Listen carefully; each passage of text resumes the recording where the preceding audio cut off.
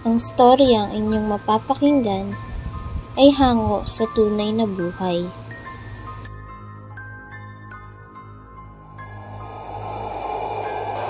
Noong second year college ako sa Batangas,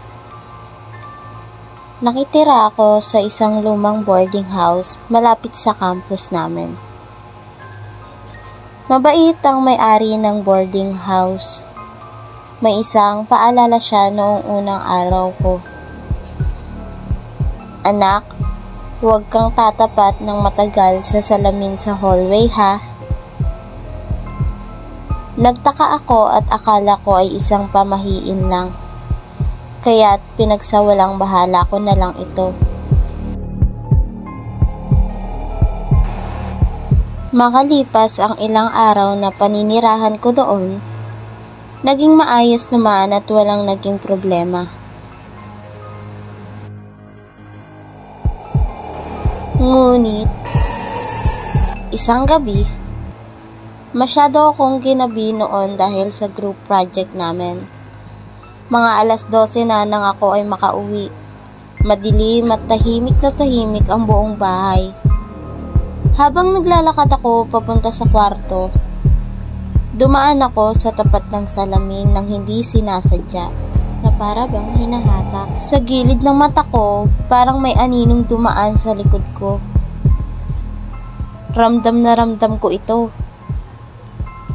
Kung kaya't lumingon ako sa aking likuran, ngunit wala naman akong nakita. Humarap ulit ako sa salamin at may nakita ako. Babaeng nakatayo, nakaputing bestida at nakatingin ng diretso sa akin. Nanlamig ang aking katawan. Pilit kong hinikayat ang sarili kong huwag maniwala. Pero nang kumurap ako, mas lumapit pa siya.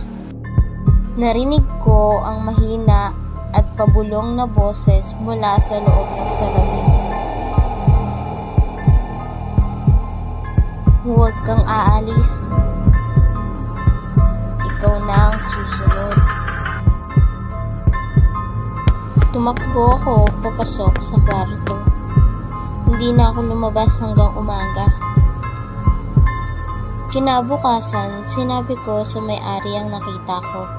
Napabuntong hininga lang siya at sinabing, "Anak, dati kasi may boarder dito.